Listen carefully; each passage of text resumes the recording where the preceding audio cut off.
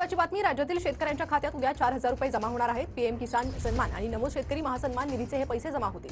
पंतप्रधान मोदींच्या हस्ते उद्या वाशिममधील कार्यक्रमातून रक्कम वितरित करण्यात येईल। शेतकऱ्यांनो, तुमच्यासाठी आनंदाची बातमी समोर येत आहे।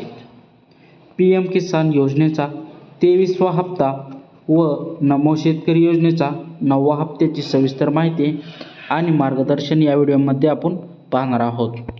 तर जरा हे न वेळ घालवता आपण आपल्या आजच्या व्हिडिओला चालू करूयात।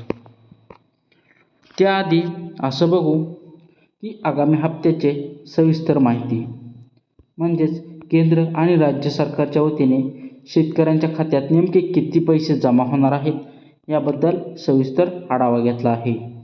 चॅनलवर जर नवीन आला असाल तर चॅनलला सबस्क्राईब करायला विसरू नका।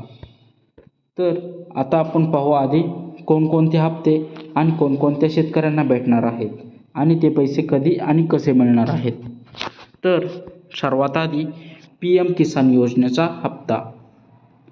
पीएम किसान योजनेचा 23वा हप्ता केंद्र सरकारकडून 20 जून 2026 रोजी पीएम किसान योजनेच्या बहुप्रतीक्षित 23वा हप्ता वर्ग करण्यात येत आहे।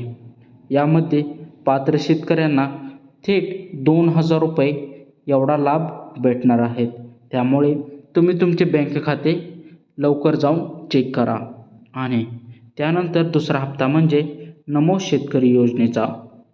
हा हप्ता 9वा हप्ता आहे। तर राज्य सरकारकडून नमो शेतकरी महासन्मान योजनेचा 9वा हप्ता देखील याच कालावधीत मंजूर करण्यात आला असून शेतकऱ्यांच्या खात्यात अतिरिक्त 2,000 रुपये पाठवले आहेत। म्हणजे तुम्हाला नमो शेतकरी योजनेचे 2,000 आणि पीएम किसान योजनेचे 2,000 एकूण 4,000 रुपये भेटणार आहेत। त्यामुळे तुमचे खाते KYC केले आहे का हे जाऊन नक्की चेक करा। तसेच हे पैसे कधी आणि कसे जमा होणार आहेत तर हे पैसे तुम्हाला DBT मार्फत। आता हे पैसे नेमके कसे हे सुद्धा जाणून घेऊया। या दोन्ही योजनेचे एकत्रित 4,000 रुपये थेट तुमच्या बँक खात्यात वर्ग करण्यात येतील। मध्यस्थी कुणीही नसल्यामुळे कोणताही विलंब न होता तत्काळ ही रक्कम तुमच्या बँक खात्यात जमा होणार आहे। आता ही रक्कम कशी जमा होणार आहे ते सुद्धा पाहू। तर दोन्ही हप्त्यांचे पैसे वेगळ्या टप्प्यात जमा होणार आहे। त्यामुळे तुमच्या मोबाईलवर 2,000चे 2 वेगवेगळ्या जमा संदेशाचे प्रतीक्षा करावी लागणार आहे। म्हणजेच तुमच्या खात्यात एकदम 4,000 रुपये न येता 2,000 रुपये येणार आहेत। आता तसेच पुढे पाहू की पीक विमा व नुकसान भरपाई बोनस कधी भेटणार आहे। खरीप हंगामाच्या पार्श्वभूमीवर शेतकऱ्यांना मिळणाऱ्या अतिरिक्त पीक विमा रकमेचे सविस्तर माहिती पाहणार आहोत। अतिरिक्त नुकसान भरपाई व पीक विमा। आता पीक विम्याचे पैसे जमा होण्यास सुरुवात झाली आहे। कधी व किती हे सगळे आपण जाणून घेणार आहोत।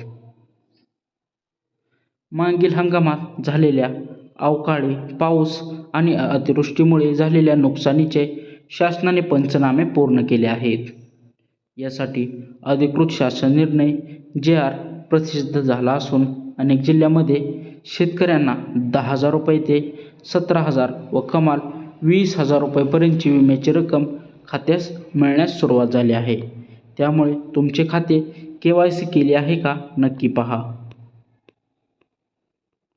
आता यासाठी अपात्रतेचे कडक नियम व निकष काय आहेत हे सुद्धा जाणून घेऊ।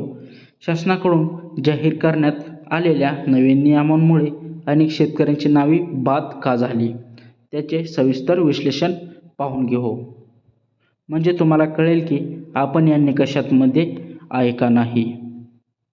आता सर्वात प्रथम सरकारी नोकरी असल्यास कुटुंबातील कोणताही व्यक्ती सरकारी नोकरीत पोलीस शिक्षण सैन्य इत्यादी असेल तर त्यांना हा लाभ मिळणार नाही। नंबर 2 आयकर भरणारे। जर कुटुंबात सदस्यांपैकी कोणी मागील आर्थिक वर्षात आयकर भरला असेल तर ते अपात्र ठरणार आहेत। नंबर 3 एकाच कुटुंबात एकापेक्षा जास्त लाभ एका शिधापत्रिकेवर म्हणजेच रेशन कार्डवर चुकीच्या पद्धतीने एकापेक्षा जास्त व्यक्तींना लाभ मिळत असल्यास केवळ एकच खात्यात लाभ चालू राहणार आहेत। आणि नंबर 4 अपूर्ण कागदपत्रे, ज्यांचे जमीन रेकॉर्ड जोडलेले गेले नाहीत किंवा मूळ जमीनधारकाचा मृत्यू झाला आहे अशांचे हप्ते बंद केले जाणार आहेत. आता तुम्हाला अजून जर हप्ताच भेटला नसेल तर त्यासाठी समस्या काय आल्या असतील आणि त्यावर उपाय काय असणार आहेत हे सुद्धा जाणून घेऊ. हप्ता सुरक्षित ठेवण्यासाठी तात्काळ करा ही कामे. आता कोणती कामे करायची आहेत हे जाणून घेऊ. नंबर 1, EKYC 30 जूनपूर्वी करा. EKYCची जर तुमची EKYC अपूर्ण असेल तर हप्ता तात्काळ बंद होणार आहेत. तर ती कशी करावी? PM किसान ॲपवरून फेस ऑथेंटिकेशन म्हणजे चेहरा दाखवूनद्वारे अगदी 5 मिनिटात स्वतः तुम्ही करू शकता किंवा जवळच्या माहिती सेवात जाऊन ती पूर्ण करावी लागणार आहे. नंबर 2, बँक खाते आधार कार्डशी लिंक करणे. तुमचे बँक खाते आधार कार्डशी लिंक असणे आणि त्यावर DBT सक्रिय असणे बंधनकारक असणार आहे. बँकेत जाऊन पासबुक व आधार कार्ड जमा करा आणि EKYC फॉर्म भरून DBT पर्याय सुरू करून घ्या. हे आहे शेतकऱ्यांचे खरीप नियोजन वेळापत्रक. तर तुम्ही याचा स्क्रीनशॉट काढून घेऊ शकता म्हणजे तुमच्या लक्षात राहणार आहे. काही शंका किंवा प्रश्न असल्यास कमेंटद्वारे नक्की सांगा. माहिती आवडली असल्यास तुमच्या गावातील शेतकरी ग्रुपवर नक्की शेअर करा. यांची अधिकृत वेबसाईट ही आहे. जर तुम्हाला काय अडचण आली असेल तर या वेबसाईटवर नक्की कळवा. तसेच हा व्हिडिओ कसा वाटला हे कमेंटद्वारे नक्की सांगा. चॅनलवर जर नवीन आला असाल तर चॅनलला सबस्क्राईब करायला विसरू नका. धन्यवाद.